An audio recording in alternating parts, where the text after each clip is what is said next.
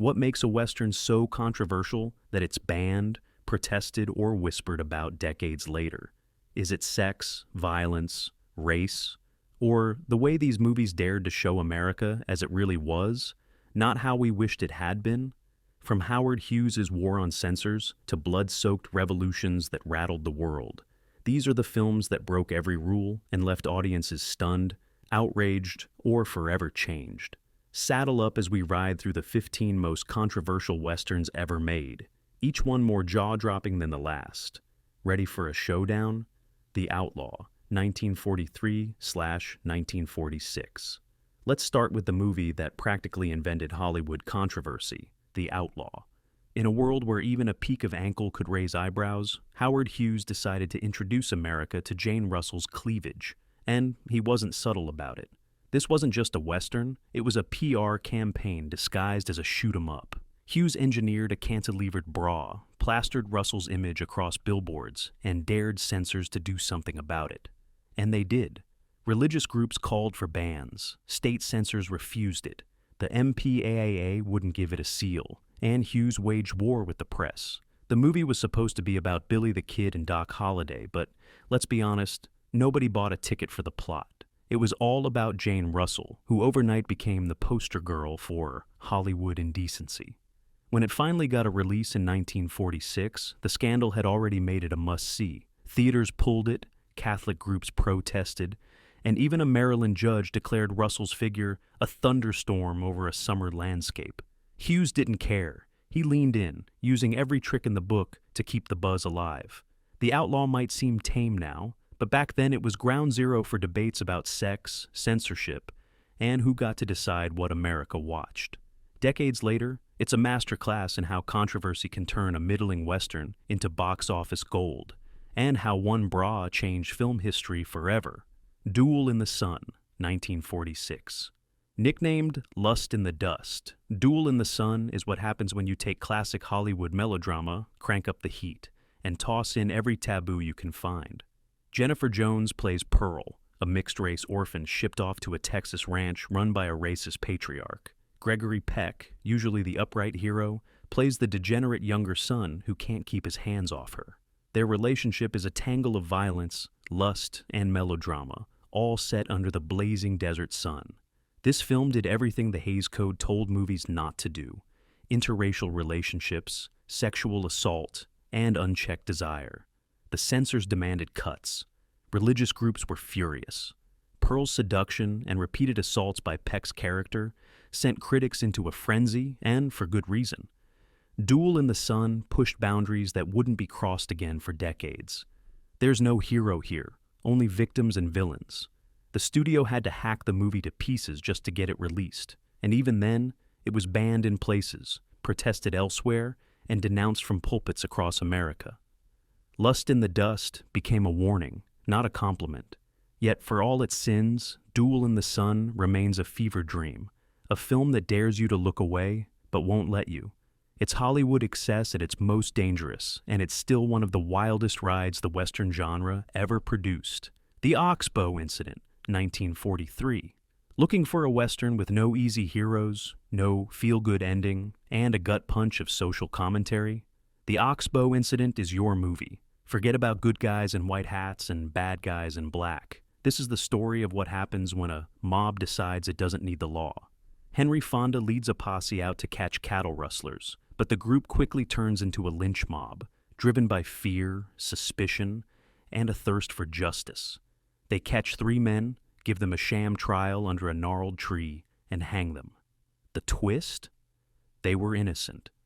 The real killer is revealed after it's too late. The message isn't subtle. One bad decision, fueled by mob mentality, can ruin lives and stain a whole community. Released in 1943, at the height of World War II, this was the opposite of the patriotic movies America wanted. It tanked at the box office, faced censorship, and left critics unsettled. Audiences didn't want to see themselves as the villains, and the Oxbow Incident held up a mirror anyway. Over time, it's become a classic for its honesty, one of the earliest Westerns to tackle the dangers of groupthink and vigilante justice. No shootouts, no redemption, just the question: How far would you go if you thought no one would stop you? Johnny Guitar, 1954. If you thought westerns were all about men, dust, and horses, Johnny Guitar is here to set the record straight by throwing the rulebook out the window. Joan Crawford stars as Vienna, a saloon owner who doesn't just wear the pants, she owns the whole town. Her rival? Emma Small, a prim, venomous woman who wants Vienna gone. The tension between these two simmers hotter than the Nevada desert. Beneath the surface, Johnny Guitar is loaded with subtext, gender-bending, power plays, and what critics now recognize as a fierce, coded queer romance. Hollywood didn't know what to do with it. Censors hacked at it, critics rolled their eyes, and American audiences were baffled. Meanwhile, in France, the film was hailed as a work of genius, proving that sometimes it takes a fresh set of eyes to see what's revolutionary.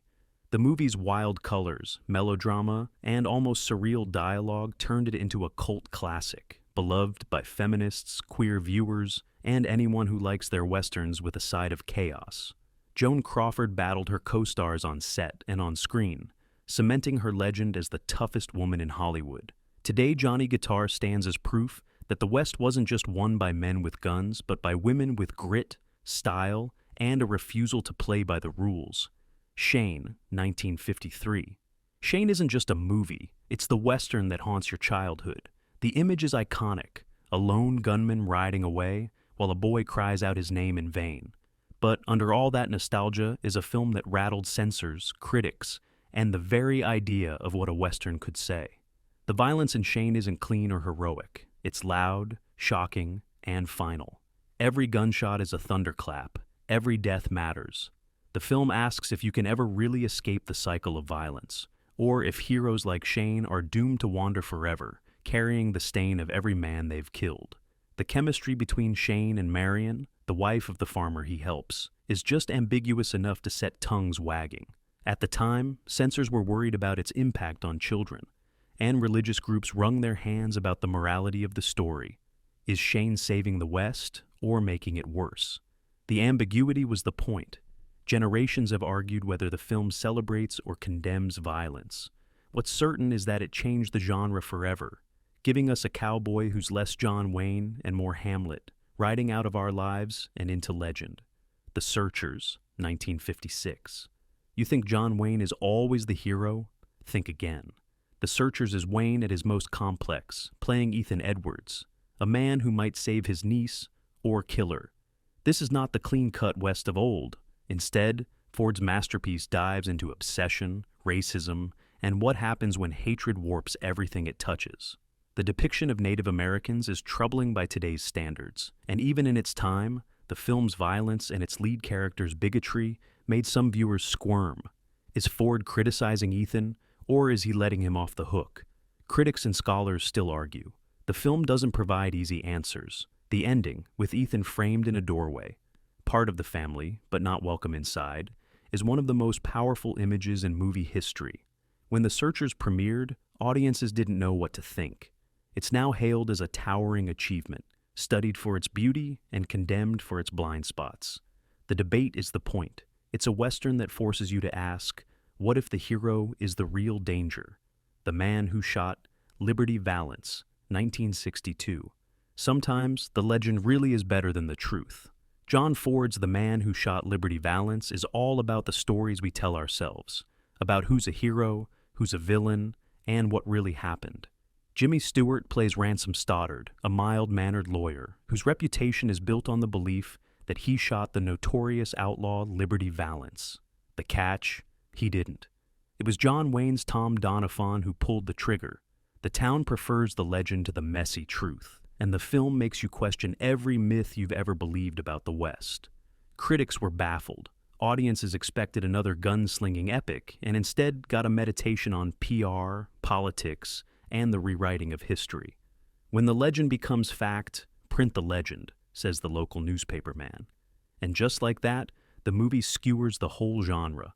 This was a Western that dared to say history is written by the winners, and sometimes the winners are liars. It's a film about regret, lost love, and how truth can vanish under a mountain of legend.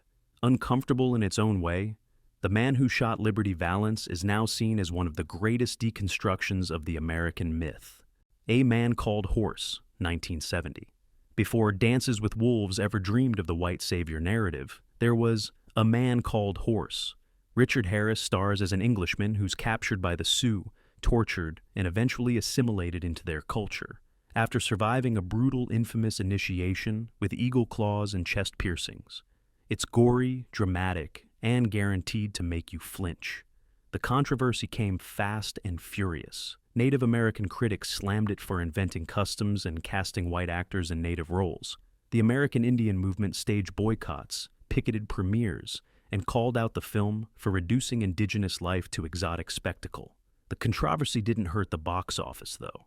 The film was a hit, spawning sequels, and even more protests. A Man Called Horse still provokes debate. Is it an honest attempt to depict native culture, or just another fantasy from a white perspective?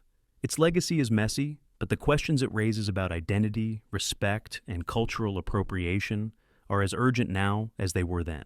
Five Savage Men, 1971. If you think all controversial westerns are from Hollywood's golden age, Five Savage Men is here to prove otherwise. This grindhouse nightmare is infamous for pushing every boundary. Graphic sexual assault, unflinching violence, and a plot that feels more like a revenge horror film than anything John Wayne would ever touch. The film opens with a stagecoach massacre, followed by the brutalization of its young female survivor, played by Michelle Carey. She's rescued by an Apache warrior, but the partnership that follows is a raw, angry answer to every sanitized Western revenge tale. There's no heroism, only survival and fury. Critics didn't know what to do with it. The audience were appalled. The film was buried for years, showing up in midnight screenings and exploitation festivals. If you want a Western that will genuinely unsettle you, Five Savage Men is the one. It's a testament to how far the genre could fall, or how honest it could get, depending on your point of view. Navajo Joe, 1966. Take one part spaghetti Western, one part Hollywood tone deafness, and what do you get? Navajo Joe. Burt Reynolds, not remotely Native American, stars in brownface as a Navajo avenger hunting down scalp hunters. The result is uncomfortable at best and downright offensive at worst. Even Reynolds hated it, later joking that the only people who saw the movie were prisoners and airline passengers because they couldn't leave. The film's portrayal of Native Americans is a grab bag of stereotypes, and the casting was widely criticized, even in its own time. The story? Standard revenge plot, but with Reynolds in a Japanese slingshot and a wig, looking like he wandered in from the wrong set. Despite the controversy, Navajo Joe has developed a strange cult following. Tarantino loves it for the music, if nothing else. But for everyone else, it's a cautionary tale. Representation matters, and bad casting is forever. Django, 1966. Before Tarantino turned the name into a meme, the original Django was one of the most banned films in Europe. Franco Nero plays a coffin-dragging anti-hero in a world so grim, so muddy, and so blood-soaked, it made Clint Eastwood look like a choir boy. The violence is legendary. Bodies pile up by the dozen, machine guns mow down armies, and the mud never seems to dry. When the film came out, Italian censors slapped it with an 18+ rating. The British Board of Film Censors refused to classify it at all, and in America, it bounced around the drive-in circuit before anyone dared to put it in regular theaters. But the style was undeniable. Django is fast, brutal, and more nihilistic than anything that came before. It sparked dozens of unofficial sequels, rip-offs, and, eventually, homage. If you like your westerns with grit and a body count, Django is where it all began. Controversial then, influential forever. Sergeant Rutledge, 1960. Long before Black Panther, there was Sergeant Rutledge, a black hero in a mainstream Hollywood Western. Directed by John Ford, it tells the story of a black Union soldier on trial for murder and rape, a charge loaded with racial prejudice in both the film and the world outside the theater. Woody Strode's performance is magnetic, dignified, and powerful. Released before the Civil Rights Act, the film was a massive gamble. Southern theaters refused to show it, and many critics were uncomfortable with the way it addressed race, prejudice, and justice. Ford, guilty of perpetuating racist tropes in earlier films, tried to set the record straight, but controversy dogged the movie from script to screen. Today, Sergeant Rutledge is seen as ahead of its time, a movie that tried to grapple with America's original sin long before Hollywood was ready. Its legacy? Complicated, but important. The Wild Bunch, 1969. If the Outlaw pushed boundaries with cleavage, the Wild Bunch obliterated them with bullets. Sam Peckinpah's masterpiece is all slow-motion bloodbaths, moral ambiguity, and death with a capital D. When it premiered, audiences were not ready. The violence was unprecedented, bodies torn apart, squibs exploding like 4th of July firecrackers. The movie got slapped with an NC-17 before R was even a thing. Critics called it depraved, yet filmmakers called it genius. The cast themselves admitted to being shaken by what they were filming. The movie's message? Violence isn't fun, and the West wasn't pretty. Peckinpah's insistence on showing blood and pain was his way of saying, enough with the hero worship. The Wild Bunch changed Hollywood overnight. Suddenly, you couldn't pretend that dying in a Western was a clean, noble thing. The body count was high, but the film's influence was even higher. Today, it's legendary, for the right and wrong reasons. High Noon, 1952. This one's more than just a ticking clock. It's a Molotov cocktail tossed into the politics of 1950s Hollywood. Marshal Will Kane tries to rally a town against a gang of killers, only to find everyone too scared or too cowardly to help. It's a nerve-wracking countdown, but what really set people off was the subtext. Screenwriter Carl Foreman was blacklisted in the Red Scare, and the film is a not-so-subtle dig at people who turn their backs on principle. John Wayne called it the most un-American thing I've ever seen, and led the charge against Foreman. The movie was banned in some countries, derided in others, and became an allegory for the McCarthy witch hunts. But it also won Oscars, and is still one of the most analyzed Westerns of all time.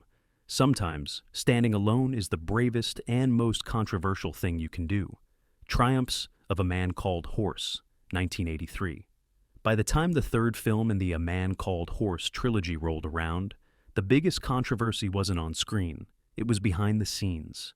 Triumphs of A Man Called Horse was filmed without American Humane Association oversight. Horses died during production, and the news sparked a national and international outcry.